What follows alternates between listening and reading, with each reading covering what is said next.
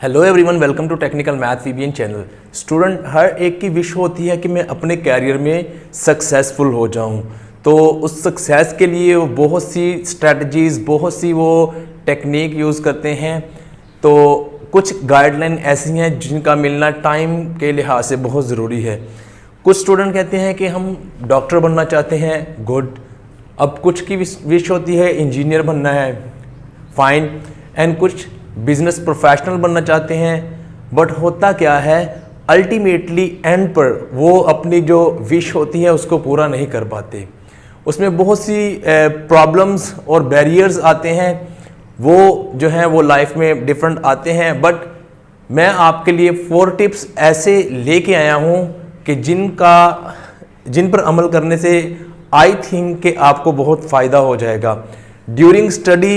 अगर आप इन पर अमल करते हैं, ठीक है, इनको यूज़ करते हैं, तो आई होप कि आप होपफुली अपने टारगेट को अचीव कर सकते हैं। सो लेट्स मैं आपसे डिस्कस करता हूं कि वो टिप्स क्या हैं, best tips for study.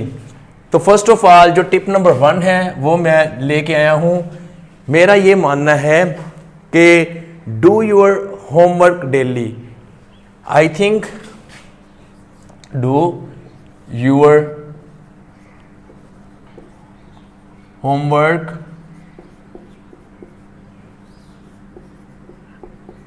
daily। Number 1 है डू योर होमवर्क डेली। अब इसका फ़ायदा ये है कि आपको जो है एग्ज़ाम के दिनों में प्रॉब्लम नहीं होगा। जो डेली स्टडी करेगा उसको एग्ज़ाम के दिनों में प्रॉब्लम नहीं होगा। सेकंड, इसका बेनिफिट ये है कि आप अपने सिलेबस को साथ साथ कवर करते जाएंगे। थर्ड, इसका ये फ़ायदा है कि आपको जितने भी प्रॉब्लम्स फेस होंगे ड्यूरिंग द स्टडी वो आपको टाइम से पहले ही होंगे। आपके पास टाइम होगा उनको टैकल करने का, उनको समझने का, ठीक है। तो आपने डेली जो आपको असाइनमेंट होमवर्क मिलता है तो आप उसको करेंगे तो आपकी जितनी भी प्रॉब्लम्स होंगी स्टडी के दौरान, स्टडी के लिहाज से वो आपको पता लगेंगी और आप उनको रिजॉल्व करते जाएंगे। इसका फ़ायदा ये होगा कि एग्ज़ाम के डेज जब आपके करीब आएंगे ना तो आपको मेंटली प्रेशर होगा और ना ही आप परेशान होंगे। इजीली आप अपनी जो है एग्ज़ाम को अटेम्प्ट कर सकते हैं। डेली आपने स्टडी करनी है, फाइन। सेकंड स्टेप ये है कि do written practice daily. Second step पे ये है कि आपने रिटन प्रैक्टिस करनी है डेली।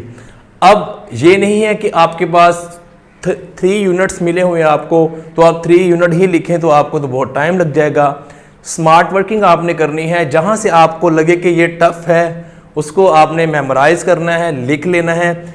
डेली आप जब रिटन प्रैक्टिस करेंगे तो आपकी जो है एक तो राइटिंग भी फ्लुएंट हो जाएगी, यानी कि अच्छी हो जाएगी, साथ साथ आपको मतलब इजीली आपकी जो है वो राइटिंग चलेगी स्मूथ वे में, और आप अपना पेपर जो है वो भी आसानी से विद इन टाइम मैनेज कर लेंगे।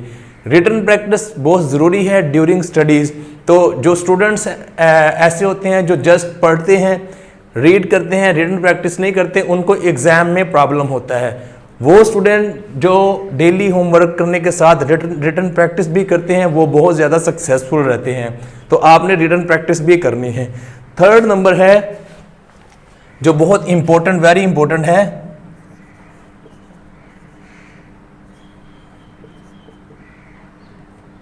मेमोराइज, और you can say that revise. Revise जो आपने टॉपिक किया है ना, revise your topic before sleeping. जब आप सोने लगें तो उससे कुछ टाइम पहले आपने जितना भी स्टडी किया है उसको एक ग्लांस, एक नज़र में आप उसको रिवाइज करने की कोशिश करें। आंखें बंद कर लें या आप अलहदगी में जब भी बैठे हों तो आप उसको क्या करना है, आपने उसको रिवाइज करने की कोशिश करनी है कि आपने क्या स्टडी किया है। इस तरह से रिवाइज करने से ये होगा कि आपने जितना भी ये आपने किया है आपको वो फर्दर बहुत ज़्यादा सॉलिड आपके माइंड में वो बैठ जाएगा। उससे ये होगा कि आपको आई होप के बोलने का इम्कान बहुत कम हो जाएगा, वो आपके माइंड में इजीली जो है वो स्टोर कर जाएगा। नंबर 4 जो है वो बहुत इंपॉर्टेंट कॉन्सेप्ट है जिसको हम इग्नोर करते हैं। बहुत से स्टूडेंट जो हैं वो इस जो क्वालिटी से फ़ायदा नहीं उठाते।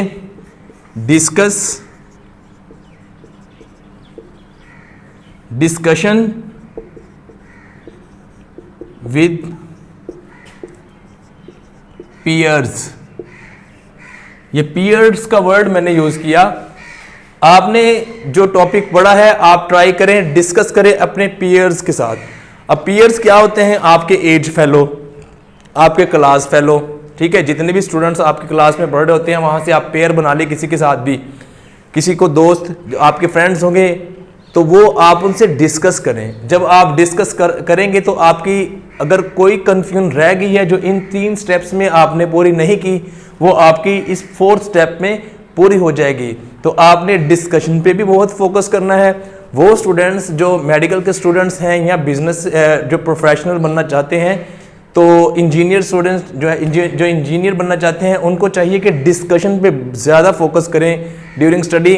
अपना ये तीनों स्टेप फॉलो करने के बाद आपने अपना होमवर्क भी कर लिया, आपने अपना रिटन प्रैक्टिस भी कर ली, आपने मेमोराइज भी कर लिया। नेक्स्ट स्टेप जो वेरी इंपॉर्टेंट है, आप डिस्कस करें। आपकी प्रॉब्लम जो होंगी वो आप अपने फ्रेंड्स से डिस्कस करें, क्योंकि हर एक का माइंड डिफरेंट होता है। आप डिस्कस करें। अगर स्टिल आपको प्रॉब्लम होता है तो आप अपने टीचर से कंसल्ट करें। तो ये है आई होप के 4 very best point to be successful in studies. And thank you for watching this video. If you have any problem, you can comment under the video, and thank you for watching this video.